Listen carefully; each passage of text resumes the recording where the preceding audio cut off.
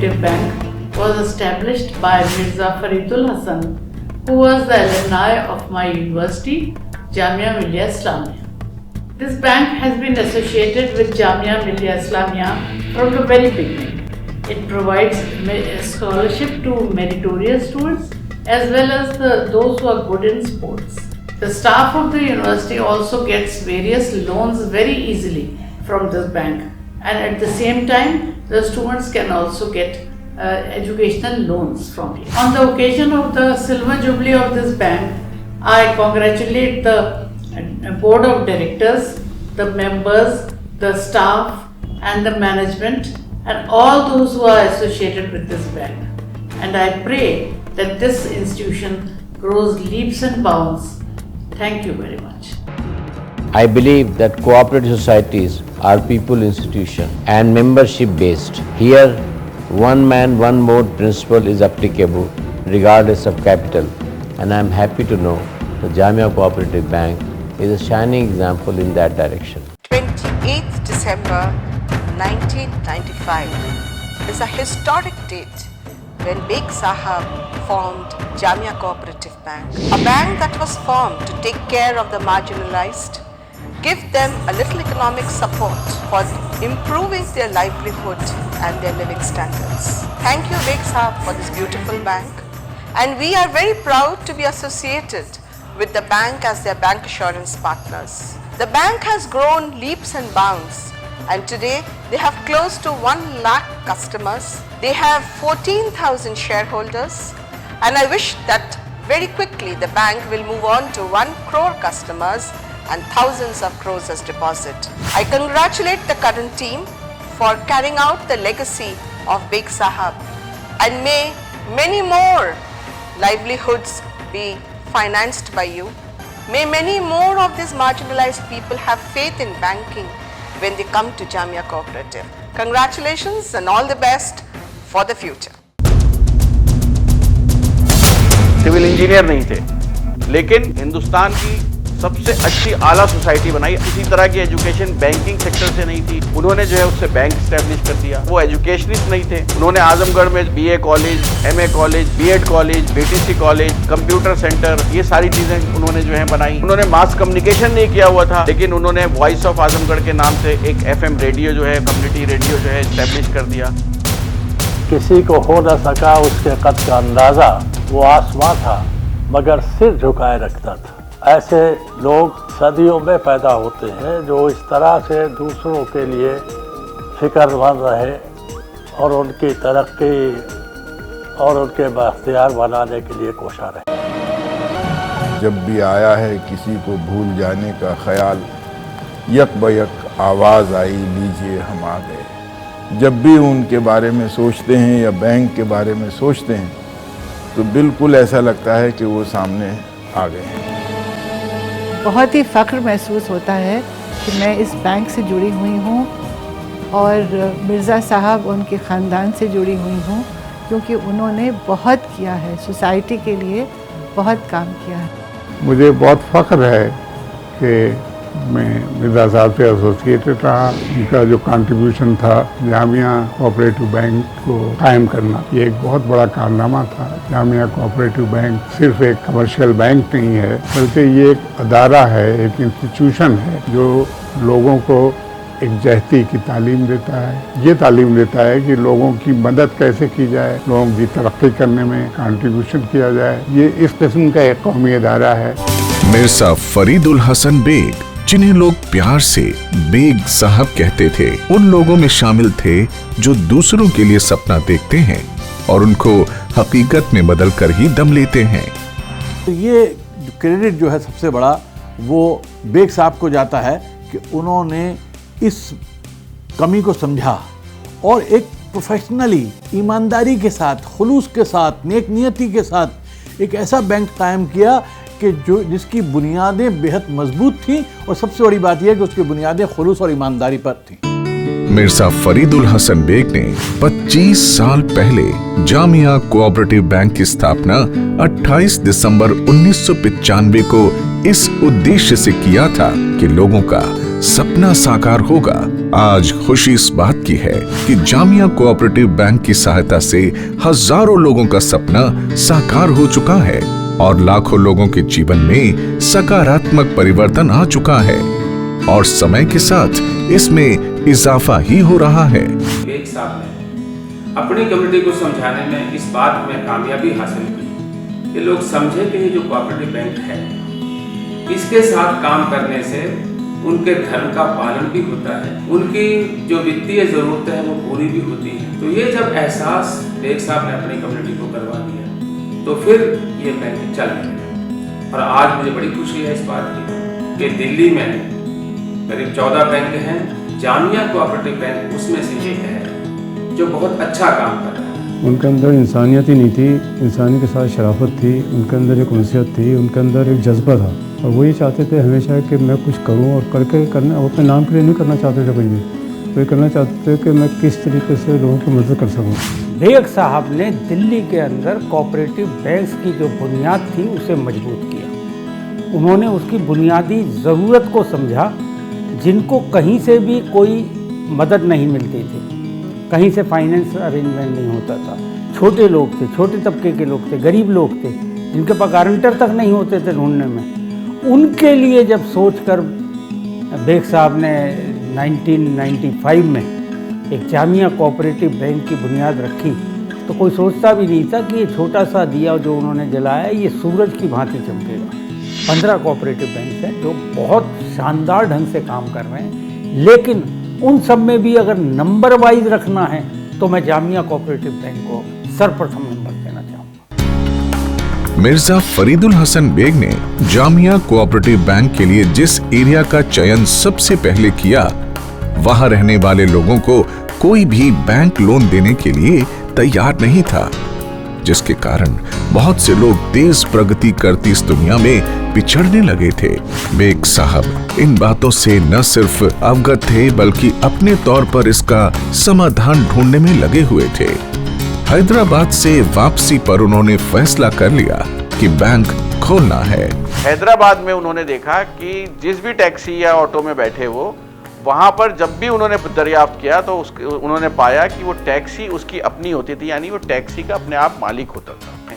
तो उन्होंने लोगों से पूछना शुरू करा कि तुम कैसे जो है गाड़ी खरीद लेते हो, इतना पैसा कहाँ से तुम लोगों के पास आता है। तो उन्होंने बताया कि हम लोग के अपने कोऑपरेटिव बैंक हैं, हम कोऑपरेटिव बैंक से जो है पैसा लेते हैं और हमें बहुत आसानी से मिल जाता है और हम अपनी टैक्सी के मालिक बन जाते हैं।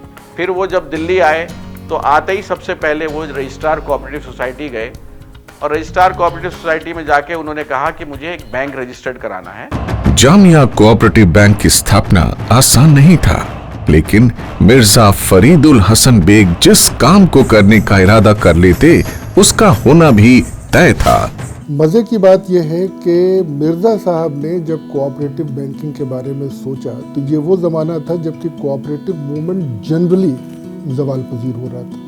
तो उस ज़माने में ये हिम्मत जुटाना कि भाई हम एक कोऑपरेटिव बैंक शुरू करेंगे, इस नीयत से शुरू करेंगे कि हमें जो है वो उसका फ़ायदा उन तबकों को पहुंचाना है जो कि अदरवाइज फाइनेंशियली एक्सक्लूडेड हैं। इन 25 सालों में जितनी भी ब्रांचेस उनकी खुली हैं, ये सारी ब्रांचेस उन इलाकों में हैं जो कि अदरवाइज या तो अनसर्व थे या अंडर सर्व थे। इस इलाके में लोग बैंकिंग से महरूम थे, इस इलाके के लोग बैंकिंग के बारे में जानते भी नहीं थे। बैंक खोला और उन लोगों को फाइनेंशियल इंक्लूजन जो होता है वहाँ तक पहुँचाए। तो एक बहुत बड़ा रोल प्ले किया उन्होंने, जो फाइनेंशियल इंस्टीट्यूशंस को का निज़ाम कायम किया यहाँ, क्योंकि यहाँ यूनिवर्सिटी है, लोग पढ़ते थे, पढ़ाते थे, लोग रहते थे, इकोनॉमिक्स के लोग रहा करते थे, इकोनॉमिस्ट रहा करते थे। उन लोगों ने नहीं देखा, लेकिन बेग साहब ने देखा। मिर्जा फरीदुल हसन बेग का मकसद सिर्फ बैंक खोलना नहीं, बल्कि समाज के कमजोर वर्ग को समाज में उनका हक दिलाना था। बैंक में अकाउंट के लिए 10 शर्तें लगा रहे थे जिन्हें पूरा करना उनके लिए आसान नहीं था।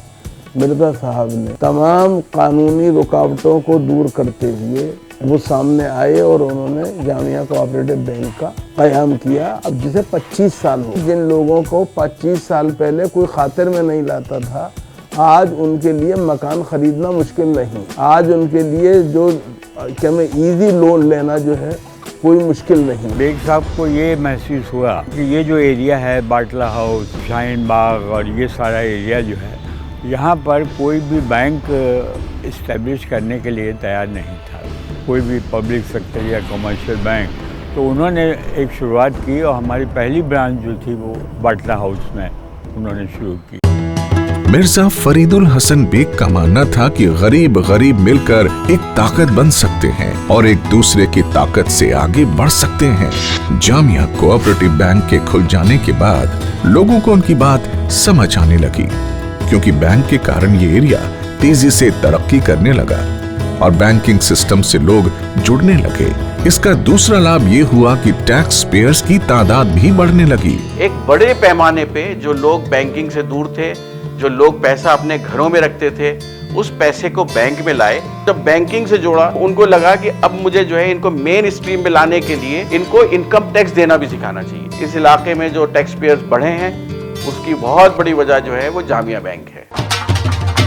जामिया कोऑपरेटिव बैंक ने सैकड़ों लोगों को अपना कारोबार शुरू करने, अपने बिजनेस को एक्सपैंड करने और मार्केट में अपनी पहचान बनाने में मदद की है। आज इस कारण बहुत से लोग रोजगार पा रहे हैं और देश की तरक्की में अपनी भूमिका निभा रहे हैं। मेरी जो भी आज मैं हूँ बैंक की वजह से, बाकी नहीं तो मेरा कोई वजूद नहीं था, ना मुझे कोई जानता था। अलबेग का सफर तो बहुत पहले से था, लेकिन जामिया कोऑपरेटिव बैंक के आने के बाद ही अलबेग जो है अलबेग बना। 2016 में मैंने जामिया कोऑपरेटिव बैंक से 20 से 25 लाख रुपए लिया था। जामिया कोऑपरेटिव बैंक ने मेरा बहुत साथ दिया। लगता ही नहीं है कि ये बैंक है, ये एक फैमिली की तरह हम लोगों से ट्रीट करते हैं। जब भी हम लोगों को कोई भी फंड चाहिए हो, अब चाहे वो मशीन प्रोक्योर करने के लिए, चाहे वो बिल्डिंग बनाने के लिए, Jamia bank has always come forward और एक बहुत ही कंस्ट्रक्टिव अप्रोच के साथ जो है हम लोगों को काफ़ी हेल्प उनसे हुई है। हमें पता है कि हमें बैंक से मिल जाएंगे, कोई दिक्कत नहीं है किसी भी किस्म की, और मिल भी जाते हैं और उससे हमें फायदा हुआ हमें अपनी बिजनेस बढ़ाने में। बैंक के चेयरमैन मिर्जा कमरुल हसन बेग की लीडरशिप में एक तरफ बैंक तेजी से तरक्की कर रहा है, तो दूसरी तरफ बैंक के फाउंडर मिर्जा फरीदुल हसन बेग के मिशन को भी आगे बढ़ा रहा है। खास तौर से शिक्षा के क्षेत्र में लोन देकर और नए बिजनेस को फाइनेंशियल सपोर्ट देकर बैंक समाज को मजबूत बनाने में अपना भरपूर किरदार अदा कर रहा है। हमेशा हमारी जितनी पर्सनल हेल्पिंग, हमारे लोन ले अपने अप्लाई करा, इमीडिएटली लोन सैंक्शन कराया हमारा, अपने शॉप के लिए लोन लिया, वो हमारा इमीडिएटली सैंक्शन करवाया। मेरी बेटी को हमने फर्दर एजुकेशन के लिए अब्रॉड भेजा, उसके लिए हमने लोन को एजुकेशन लोन अप्लाई करा, वो लोन हमने इमीडिएटली पास करवाया। बैंक ने मुझको, मेरे बेटे को पढ़ने के लिए एजुकेशन लोन दिया। आज वो जो है वहाँ पर नौकरी करता है, न्यूयॉर्क में इस समय अमेरिकन एक्सप्रेस में काम करता है और वहाँ पर एस्टेब्लिश्ड है। स्टाफ भी बहुत कोऑपरेटिव है। अगर कोई चीज़ होती है तो स्टाफ उनकी हेल्प करता है। फॉर्म भरने से लेकर किसी भी काम के लिए उनका स्टाफ बहुत हेल्पफुल है। जामिया कोऑपरेटिव बैंक आज सुविधा और टेक्नोलॉजी के फील्ड में किसी भी बैंक से पीछे नहीं है। बैंक मैनेजमेंट की कोशिश रहती है कि बैंक समय के साथ अपनी सर्विसेज को और बेहतर करता रहे। नई चीज आ गई है रिसाइकलर। वो एक एटीएम मशीन ही है, लेकिन उसके अंदर 24 घंटे में आप अपने अकाउंट में, किसी के अकाउंट में भी पैसा डिपॉजिट कर सकते हैं और उसी से निकाल भी सकते हैं। चंद दिन पहले ही जो है अपने यहाँ 3 ब्रांचेज में जो है हमने रिसाइकलर लगा दिए हैं, बाकी 5 ब्रांच के भी हमने ऑर्डर कर दिए हैं। मिर्जा फरीदुल हसन बेग की जिंदगी का उद्देश्य ही आम लोगों, गरीबों और समाज के कमजोर वर्ग को आगे लाना था, समाज में उनको सम्मान दिलाना था। इस उद्देश्य को लेकर वो आखिरी सांस तक लड़ते और संघर्ष करते रहे और सफलता के साथ आगे बढ़ते रहे।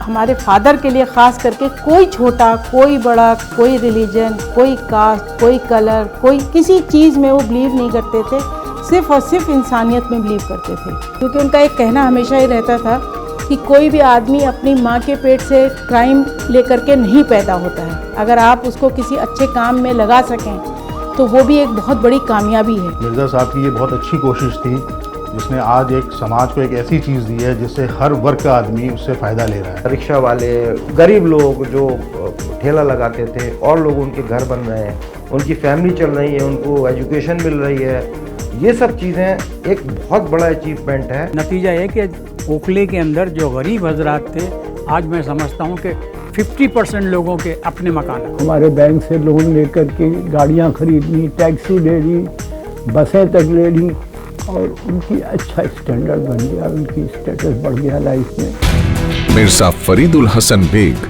गरीबों के मसीहा थे। ऐसे एरिया में जहां लोगों के पास बैंक से लोन लेने के लिए जरूरी डॉक्यूमेंट्स नहीं थे, बेग साहब ने उन एरियाज में जामिया कोऑपरेटिव बैंक का ब्रांच खोला। मकान बनाने के लिए जो सरकारी बैंक होते थे उसके लिए लोन नहीं मिलता था, बहुत मुश्किल होता था। कोऑपरेटिव बैंक से आसान किस्तों में लोन लेके अपने मकानात बना। जो भी अंडर प्रिविलेज सेक्शंस हैं, जिनको एक्सेस नहीं है, जो गरीब गुरबा हैं, चाहे मदनपुर हो चाहे संगम विहार, उन इलाकों में इन सहूलियात को फराहम करना ये एक बहुत बड़ा काम है। लोगों का सपना साकार हो और वो जिंदगी में आगे बढ़ें और कामयाब हों, यही जामिया कोऑपरेटिव बैंक का मिशन है। जामिया बैंक आज देश में फाइनेंशियल इंक्लूजन की एक बेहतरीन मिसाल है। As CEO of the bank मैं आपको यकीन दिलाता हूँ, आने वाले वक्त में आपका जामिया बैंक से रिश्ता और ज़्यादा मजबूत होगा और जामिया बैंक इसी तरीके से उन सभी लोगों के ख्वाबों को पूरा करने की कोशिश करेगा जो कभी बैंकिंग फैसिलिटी की वजह से अधूरे रह जाते थे। जामिया कोऑपरेटिव बैंक, रिश्ता यकीन का।